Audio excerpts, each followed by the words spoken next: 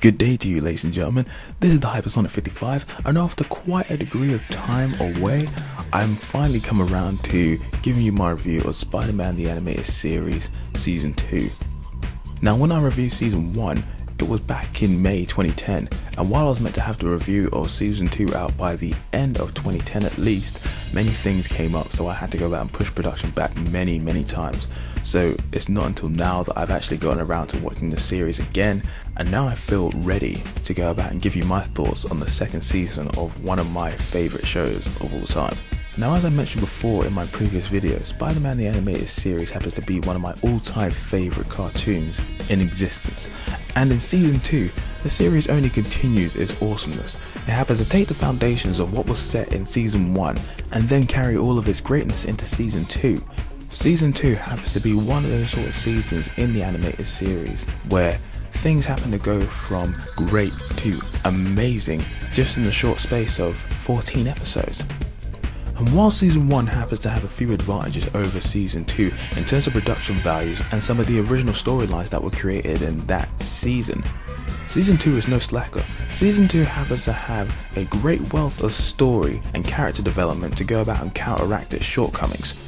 Now, the interesting thing about Season 2 is that it is a 14 episode story arc. There are 14 episodes all interconnected over the course of the entire season, and this saga is called the Neogenetic Nightmare. And the interesting thing about the Neogenetic Nightmare is that in those 14 episodes there happens to be sub-arcs within those 14 episodes that you happen to see. And it's incredible how much content happens to be squeezed into 14 episodes. So many things happens to go down over the course of several episodes. It's just wonderful. The Neogenetic Nightmare story arc happens to be one of the best story arcs in the entire Spider-Man animated series, and happens to feature some of the best stories in both the episodic sense, but also in the sort of 2-part or 3-part episode sense as well.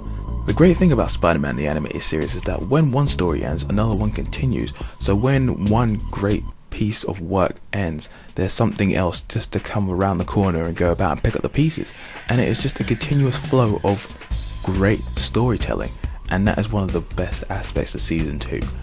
Now, when it comes to the individual stories of this entire season, you happen to have it broken down into about 5 main parts.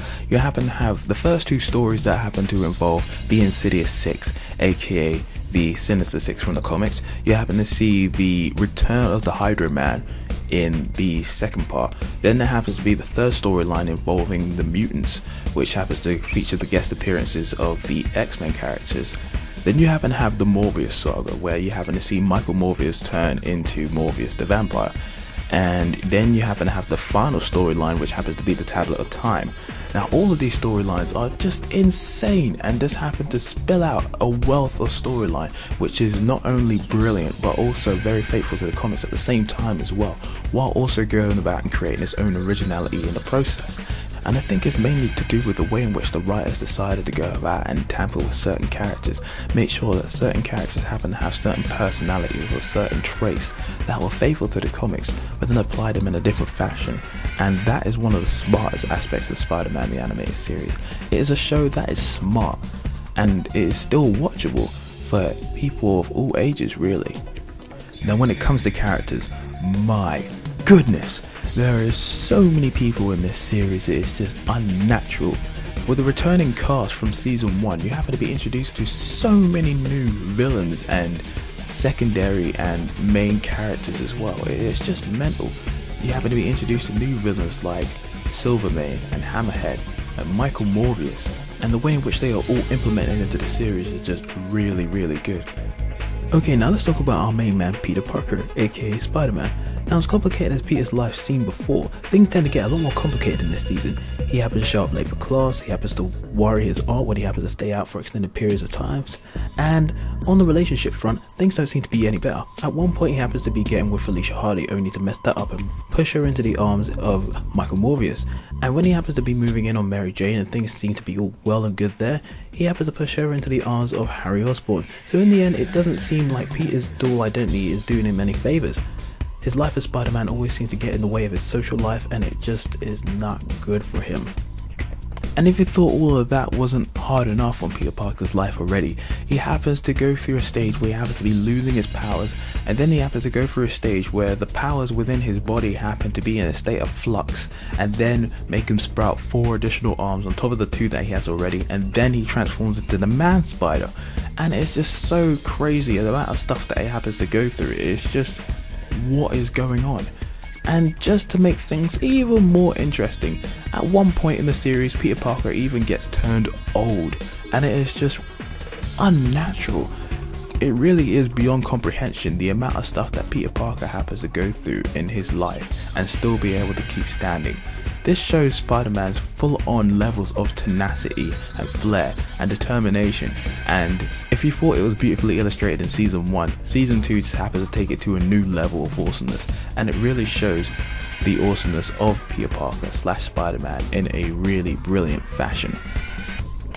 And another character I think that should be mentioned is Detective Terry Lea. She happens to be like the sort of lead police officer in the series and happens to serve as the female equivalent of Captain George Stacy. At first, when she's introduced, she's a right bitch, if I do say so myself. At one point, she's constantly on Peter Parker's case, trying to get information out of him, and plus she has issues with Spider-Man, but she happens to come to an understanding with him at some point. Now I know it's in her character's nature to ask questions and be a little aggressive, but my goodness, she gets so annoying to an absurd degree where you just don't like her at times. It's just not nice at all. But in truth, I think the villains are where it's at. My goodness, are they cool. From the time that the Insidious 6 show up, you know what the time is. Seeing all these different villains interacting with each other is fantastic, and the way in which they tactically fight Spider-Man is great. But what's even better is when you see them squabbling and fighting amongst themselves. That's pretty cool. Hyro-Man is pretty cool in the series as well, and so is Michael Morbius, and it's always nice to see the Hobgoblin lurking around because it's voiced by Mark Hamill. But I think the main guy in this series that needs to be applauded is the Kingpin, because he's so awesome. He is a man of power, and that is perfectly illustrated in this series. When he's winning, he's always smiling. When he's losing, he always happens to take out his rage on whoever or whatever happens to be in the area. I mean, at one point he happens to take some sort of ornament in his hand and he breaks it into dust. Or in some other random situation, he happened to smash a screen with his bare hand. The guy is so brutal. Another interesting aspect about his character is at one point he happened to have a wife who believed that their relationship wasn't working purely based on the fact that the Kingpin happened to have a lot of commitment to his work as a crime lord. And in the end, the relationship didn't happen to work out, and it happened to affect him greatly at one point. And that was really interesting and really surprising to see that they brought that to his character. And I think it definitely adds to him as a villain and a main character of the series as well. Now let me quickly talk about the guest appearances in Spider-Man the Animated Series. Now in Season 2 they happen to introduce a trend of having other Marvel superheroes make guest appearances, and that would continue throughout the rest of the show. In Season 2 we happen to have the appearance of the X-Men, the Punisher and Blade. My favourite out of the 3 would definitely be the X-Men, as their appearance is not only totally nostalgic but it's totally epic at the same time. Just seeing the X-Men characters interact with Spider-Man is just totally great. Hearing their theme song in the Spider-Man show is great. And just seeing this crossover in general is just mad. And also the extended roles that Beast and Wolverine have in the show are really good and definitely add to the episodes overall.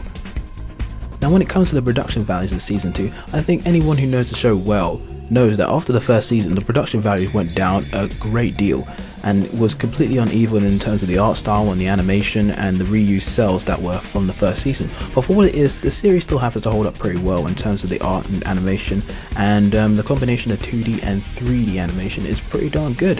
And the soundtrack as always is just simply incredible. The orchestrated soundtrack is always good and knows how to go about and set the right tone in every scene that it's in.